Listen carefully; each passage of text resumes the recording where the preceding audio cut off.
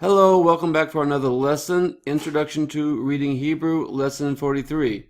Shir, lesson or measure. Mem being the Hebrew numeral for 40. Gimel being the Hebrew numeral for 3. Shir, Mem, Gimel, lesson 43. In this lesson, we are introduced to a new letter. This is, again, one of our letters that appears in two forms, and is also one of our letters that has two sounds. So this is the P. P as in profile, or P. And the letter is called Peh. P-E-H. Now, a Peh is when it has this dot. It's Dagesh. But when it does not have this sound, it has the F, the F sound. So we have not gotten there yet. And there's also a Peh Sofit, an Inder form, a finial form for the Peh and Fe, but we have not gotten there yet. So for now, let's just go with Peh with the dot equals P. Okay, number 1. Po, pa, pe, pe, po, po, po, pe, pu, pur. 2. Yom Kippur, Yom Kippur. Purim, the holiday of Purim. Pesach, holiday of Passover. Sipur, story. Pam, time, an incident. Pamachat, one time. Pa'amim, more than one time. Times, plural. It happened many times. Okay, 3. Mishpat, a law. Mishpateh, this is laws, and this is plural in smichut form, which we will get to when we study grammar more thoroughly. Pri means fruit. Perot means fruit, plural. Peh means mouth. Bapeh means in the mouth.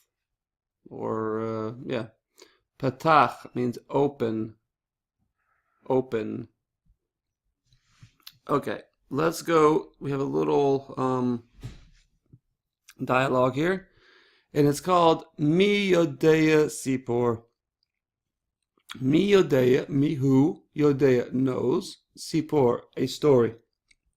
Who knows a story? Line 5. Of course, these always seem to take place in classrooms. Takes us back to school days.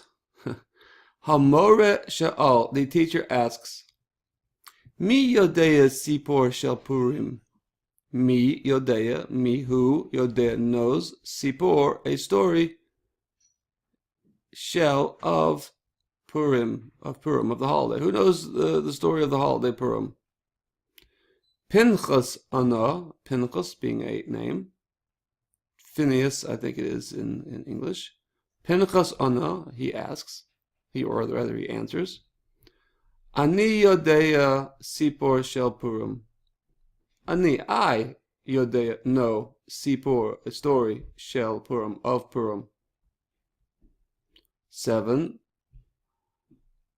Hamoreh Sha'al Odpam. The teacher asks yet another time, asks again. Mi Yodea Sipor Shel Chag HaPesach. Mi Yodea, who knows, Sipor, story, Shel of Chag HaPesach, of the Passover. Who knows the Passover story? 8. Penina Anta. Penina answers. Again, notice the difference in the gender. Penina is a girl's name. Pinchas is a boy's name. Pinchas Ana, Penina Anta. She answered.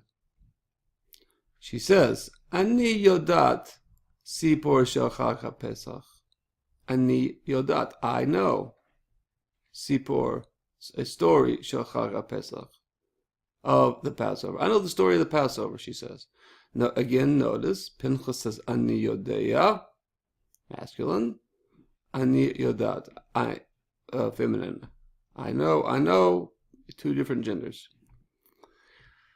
Okay, 9, we continue. Homore sha'al odpam. The Moreh asks yet another time. Mi yodea sipor shel Yom Kippur. Mi yodea, who knows, sipor, a story, shel Yom Kippur, of Yom Kippur. So, Paltiel, Paltiel is a boy's name. It's outside of Israel. I would imagine it is fairly rare. So I think historically it's been fairly rare. This is one of those new old popular names in Israel. Paltiel answers, Ani yodea sipor shel Yom Kippur. Ani yodea, I know, sipor, story, shel Yom Kippur, the story of Yom Kippur. Okay. Now we have in the box, a nice memra, a nice saying. This appears in the Sidur. Patach libi b'Torah techa. Patach libi, patach open. It's like a imperative, like a command. Or we're beseeching that patach libi, my heart should be opened up, b'Torah techa, in your Torah. Open my heart to your Torah. That is what we are asking of God. Okay, fine. 11, we have another little section. It's a blessing. So previously we had the shehakol, and I had said that is a blessing that covers all food and all drink. Is it right? Now we are doing with a blessing with a little more particularity, and it's good to be as particular as possible. Even though the shehakol covers everything, it's best to, when we see something, it's best to praise God in a more particular fashion by mentioning what it is that we're consuming. So the bracha, the blessing, goes like this.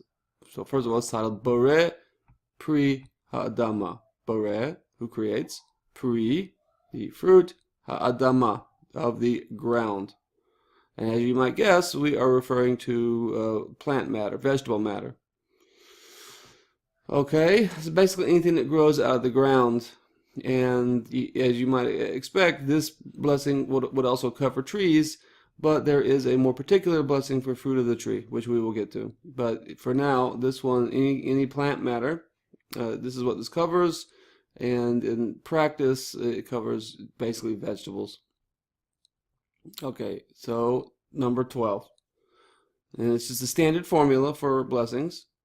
There's one easy to remember formula, and we just sort of change it the last few words to show our specificity as to what we're blessing.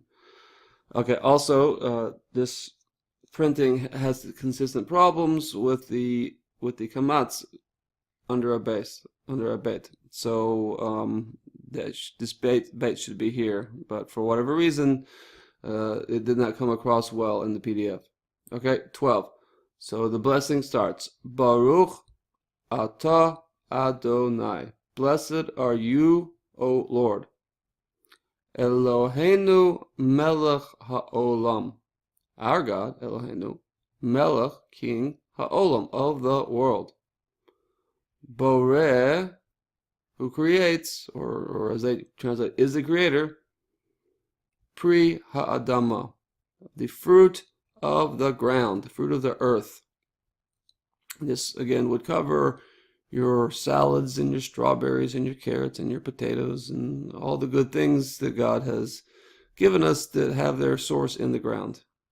Okay, so that is that. Now we have some vocabulary. Sipor, meaning story. Ani, I, or I am. Purim, is the holiday of Purim. Comes exactly 1 month before Passover. Od Pam means another time, or again, as they translate. Chag means holiday, a festival. In Arabic, they say Hajj. It's the same word. It's just they have, obviously, they pronounce it like Arabs. But Chag is the Hebrew pronunciation in Hebrew. Right. But it means a festival. So the holiday doesn't really work well because Purim is a festival, but it is not a Chag. I mean, Purim is a holiday, but it's not a Chag.